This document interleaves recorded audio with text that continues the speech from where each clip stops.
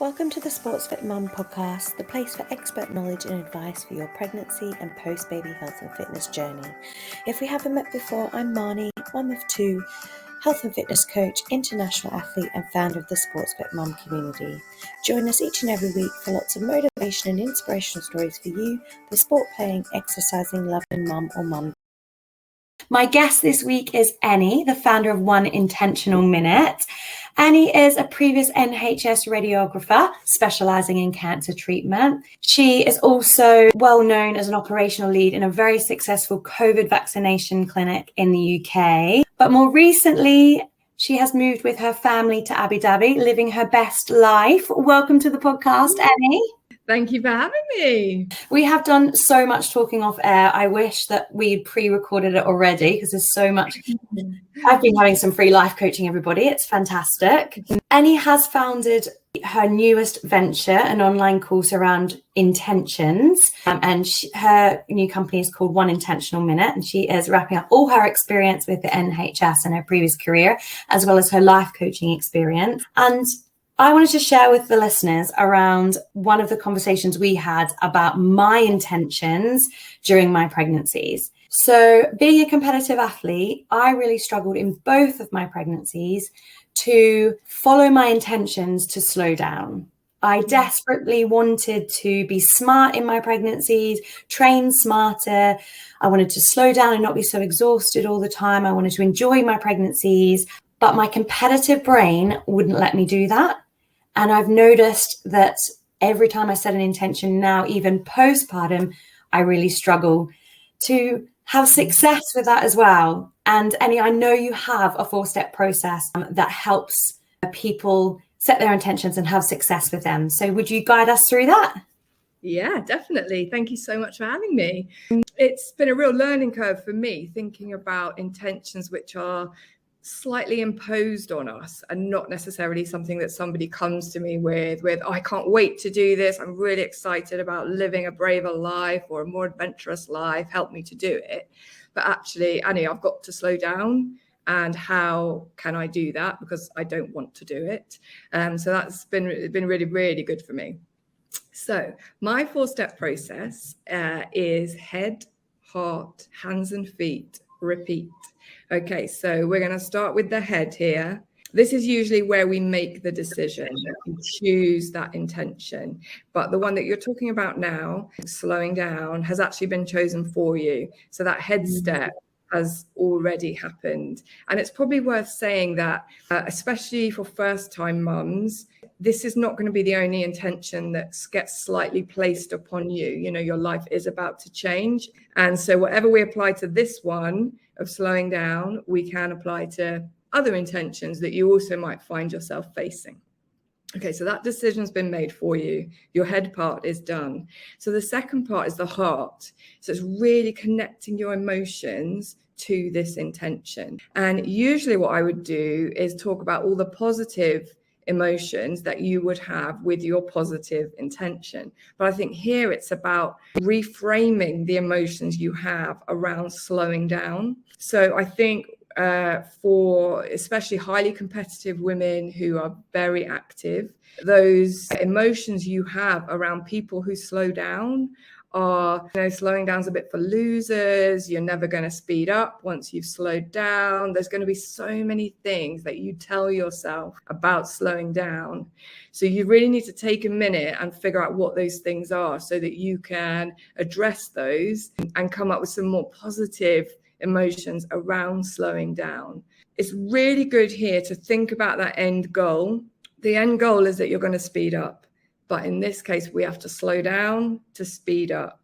So just spend some time, some minutes, thinking about what are the good things for me about slowing down. How am I going to feel healthier? How is it going to help me in the long run to speed up again? And just try and, connect this heart, connect these emotions of success, of happiness when you've had that baby and you're still healthy. Because that's what you want. You want to give birth to that baby and be in a really good place, ready to move forward. You don't want to be exhausted. You don't want to be broken in any way. So just address all those things, address all those negative beliefs you've got about people that slow down and people that get fat and all those things. Let's address those and reframe that in a nice, positive way. Maybe come up with some mantras that you can quickly tell yourself when your head goes into that place of negativity. You can say, I've got to slow down because I need to speed up. You'll come up with your own.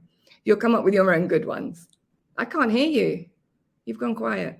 Sorry, I realized I was on mute because the baby was crying. I will go and get the baby in 1 second. My favorite is, it's just for now, it's not forever. Yes, definitely. That's a great one. So we've connected our heart and our emotions.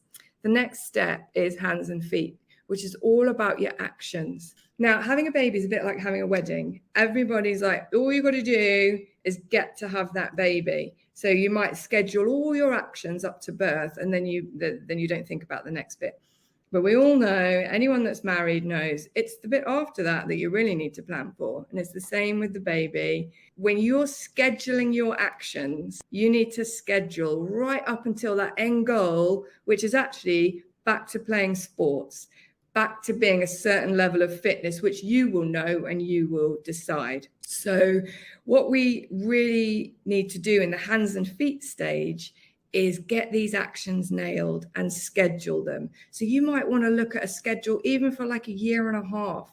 What are the steps? What are the actual practical steps that you're going to put in place to help you slow down and then speed up again? And I think if you can see the speeding up process as well as the slowing down process, that will really help you to stay slow when you need to be slow. So you're in this for the long haul, but normally what people are trying to do is schedule in the action, the activity action. But when you're trying to slow down, what you might be trying to do is schedule in the rest. Now, people like me don't need to schedule rest. We love rest, but everyone is not the same. And that's why the world is a beautiful place. So you're going to need to schedule in those rest activities and put them in your calendar and make them become non-negotiable for you. Because I think the reason so many intentions stay in the pipe dream phase is because there's no practical element to these intentions. So that's what we're doing in this phase. We are scheduling actions, or in this case, maybe inactions. We're scheduling some afternoons of doing nothing, resting, and we're scheduling what Marnie called the low impact when we were speaking last, scheduling those low impact workouts, which are going to keep you ticking over, but aren't going to really stretch you physically, because they're going to be really important to you as well. Do you think I covered everything there about the actions? Have we got any other questions? No, I like that. I think, again, the actions really do come back to, you have to connect them with the heart process that you talked about, the heart step, because I always have the best intentions at heart. I always set my plan. I always do that. I always am planned about which sessions I need to do and why I need to do those sessions. But my mind takes over, that mindset takes over a little bit, and I'm not connected enough to the why. And then I will, as an example, maybe be on my Peloton bike. I remember in my pregnancy, Peloton bike, just a nice, easy, low impact ride, because that's what was on my schedule. But I just couldn't help it and wanted to be competitive, because I clearly wasn't connected enough to why I wanted that low impact at that point in time. I know I needed it, because if I didn't have that rest, or if I didn't pace myself throughout my pregnancy fitness journey, then my postpartum recovery is going to be longer. There are times, and this is for other people as well, around injury in sports and athletes. It's exactly the same thing. Whether we like it or not, pregnancy and postpartum is kind of an injury. You have to prehab after. So it's the same mindset, I guess, for those that are injured, or for those that need to make a change in life, which I know you're going to talk about later. We really do have to be connected to the why. And that's probably the big part. I'm definitely a doer. I'm an action, I'm a doer, but I have to have that connection to the heart. Yeah. I listened to something really interesting this week, which was talking about how you've got to get really comfortable with the opposite of what you actually want. So while you want to be wealthy, you need to get comfortable, because saving is going to make you feel poor. And in this case, you know, when you want to get super fit, we've got to get comfortable feeling a bit lazy, because this is what's going to move you forward. And if you want to become an expert, you've got to get comfortable feeling like a bit of a fool while you learn, but with the opposite, because it's often it's the opposite feeling that gets you where you actually want to be. Yeah, they say that a lot with success, isn't it? That you have to hit like rock bottom, because you have to feel that before you, and I think that's the same in pregnancy, whether we like it or not. And even in motherhood, you know, you're a mum of 4, so you've been there. You know, even in motherhood, there are times where you just don't feel yourself at all, and you've got to find a new identity, or you have to work hard to do things that you previously enjoyed to feel that part of you again. But again, to do that, you do have to set yourself some intentions. Yeah, you do. You really do. So last step is repeat. So repeat is all about setting up accountability and a nice reward system also. So lots of people, a bit like you were saying, they put it on their schedule. This is a low intensity bike ride, but I'm on this ride now and I'm just going to keep going. If you have a nice accountability partner, group, Facebook, coach, just something. And if you knew, Annie's going to ask me about that ride tomorrow, I'll stop here, because I know someone is going to ask me about this, and I am accountable to someone. So whether that's other mums or like I said, a coach, or, you know, whatever that is, having some accountability to someone else can really help nail that last step. And I also think rewards are excellent. So whatever that reward is for you, once you've done this week and you stuck to that schedule, then, I mean, for Marnie, the reward may well be a high intensity workout. It might be getting my nails done. I don't know. But you need to figure out what that reward looks like. And then that can really help you just stick with it when you're feeling a bit of a wobble. Yeah. I love that accountability. It's huge in the health and fitness industry. And most of the time, what personal trainers or strength and conditioning coaches like myself are doing is we're actually providing the accountability for our clients. Same with coaching, same with personal development. You know, it just is amazing. 92% more likely or something you are to reach your goals if 92%. You're held accountable by somebody else. Yeah. Wow. Okay. So just to recap, the 4-step success process for setting intentions is head, heart, hands, and repeat. Yeah, that's right. I love it. Yeah. It sounds all so easy. If anyone's still confused now, because I know when I first started talking to you, I definitely needed clarification. So what do you mean by intentions? And can you talk through some success of your intention setting that you've had before? Yeah. So intentions, like if you Google intentional living, you might just come up with a whole load of minimalistic houses that are really clean. And if I turn my computer around right now, you would see that is not my life. So yes, definitely not my life. So for me, intentional living is just living on purpose, and it's taking control of all the minutes in the day, coming off autopilot and actually choosing what do we want life to look like and how can we make it look like that. So that's what I mean by intentions, and that's why I came up with just some steps to make it easier, to turn it from a pipe dream, an ideal, into actually everyday life. This is what it looks like, and this is how it can transform things. And is that where one intentional minute came from? Yeah. One intentional minute.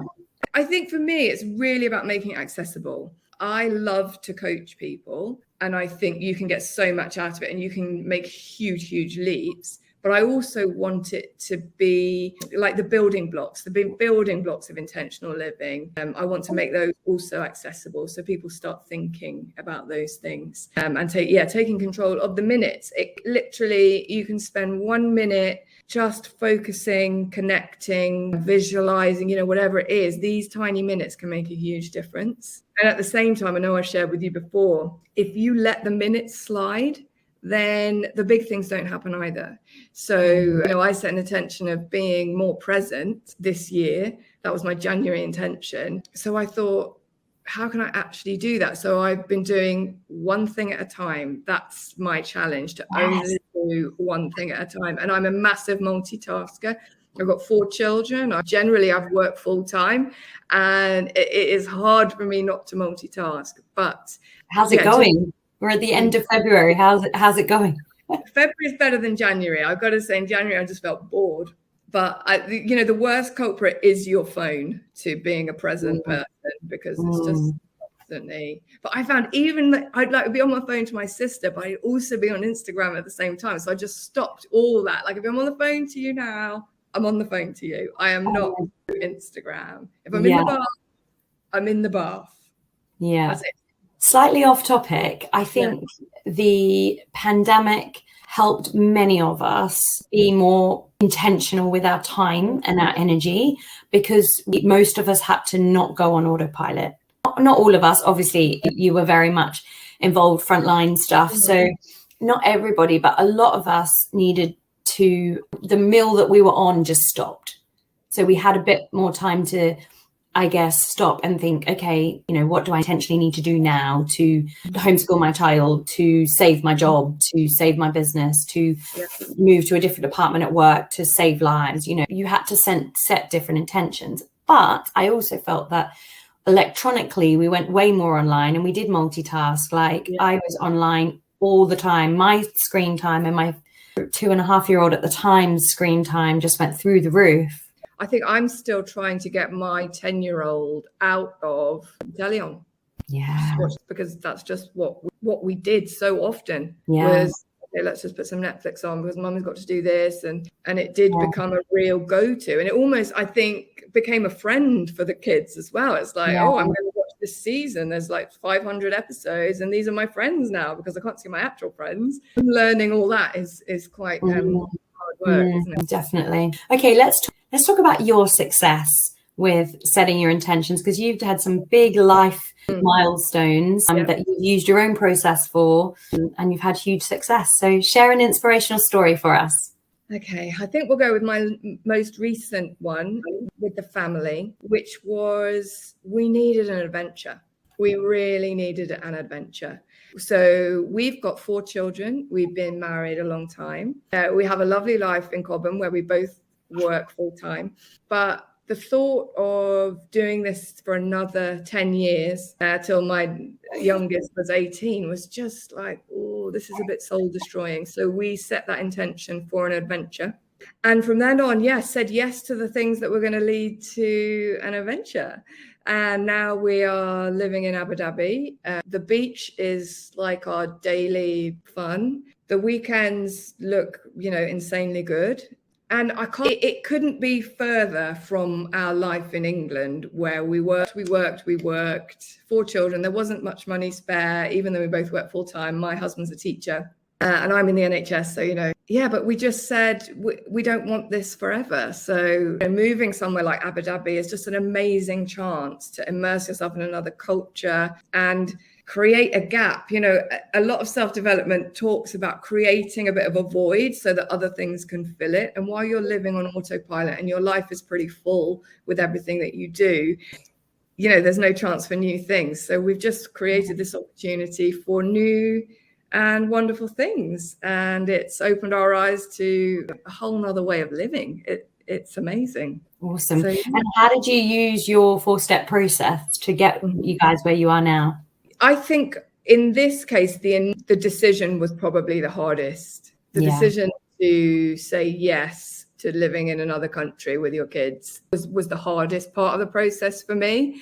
But connecting to our values as a family and what we want for our children and all the things that it was going to do for them was a massive part of connecting with my heart on this, and thinking that the children, I'm not a great traveler and I want that for my children. So I'm trying to, model that. And they've now flown on their own long haul and, these things, it's just amazing. So I think in order for me to connect my heart to this was really about seeing what do I want for them how do I show this to them? And that's what's really important to me. And then I guess the scheduling bit, there's a lot of scheduling involved in, but for me, scheduling time to connect back home has been really important for the success.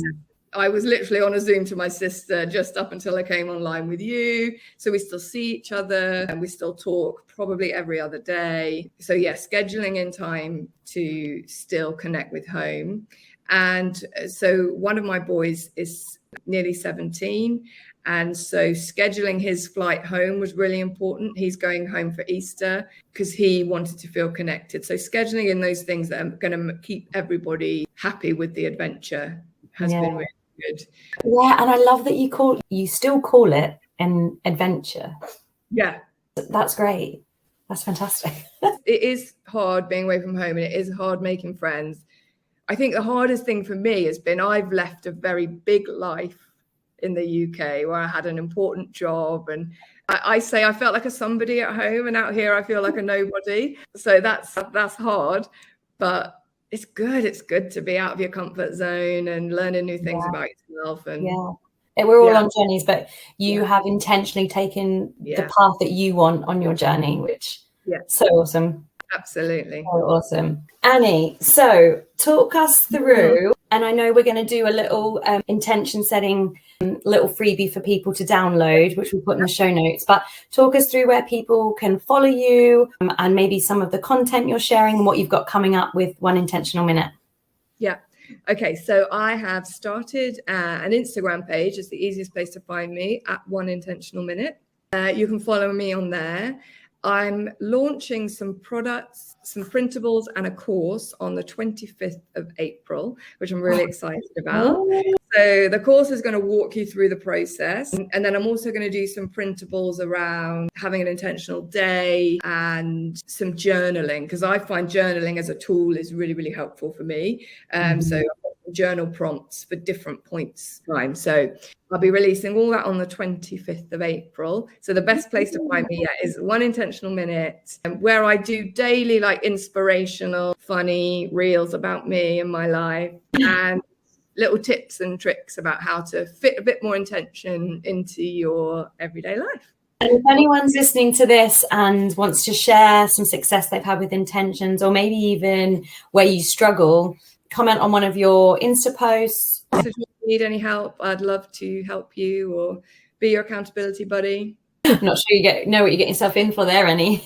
All these competitive, probably most likely competitive women DMing you. Okay, so I love to end podcasts with the same two questions. So my first question is, what advice would you give your non-mum self, so before you had children, now that you know what you know?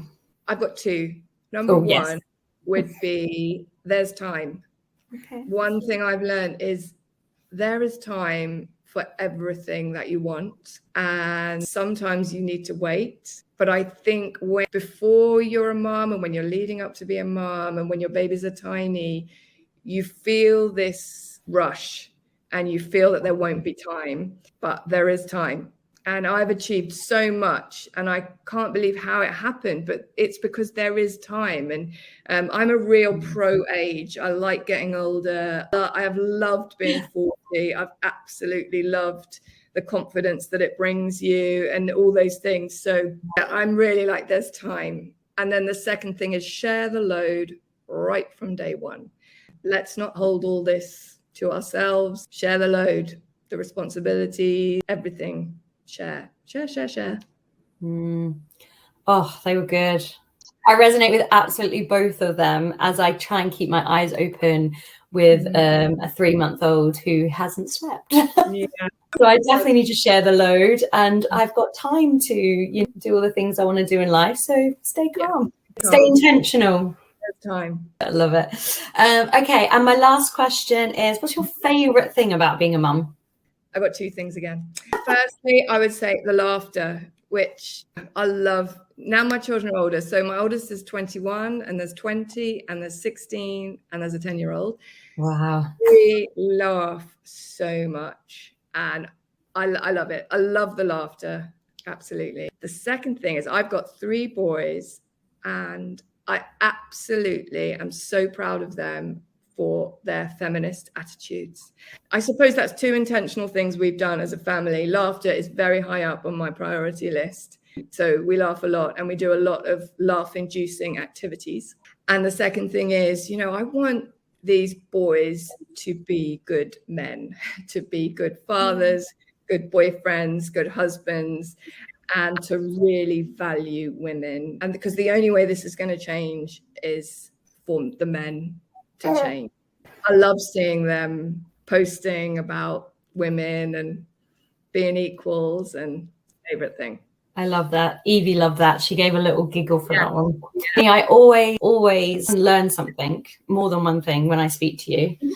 And two, I don't know, I feel just lighter. Yeah, like some weight lifted off my shoulders just because I've had an amazing conversation with you. So I hope our listeners have got something from this as well. A little bit off topic from health and fitness, I guess, more around mindset and personal development, but still really valuable for us all. Yeah. Thank you so much for your time, Annie, and we look forward to following One Intentional Minute and the launch of your course. Lovely. Thanks so much for having me. Thank you for listening to another episode of the Sportsfit Mums podcast. It's awesome to have you along. If you would like to join our community, follow us on at Sportsfit Mums on Instagram. Alternatively, do check out the subscription notes, as you will see a link to our Ultimate Fitness in Pregnancy mini guide. From here, you'll also get some details of the up and coming release of the new Strength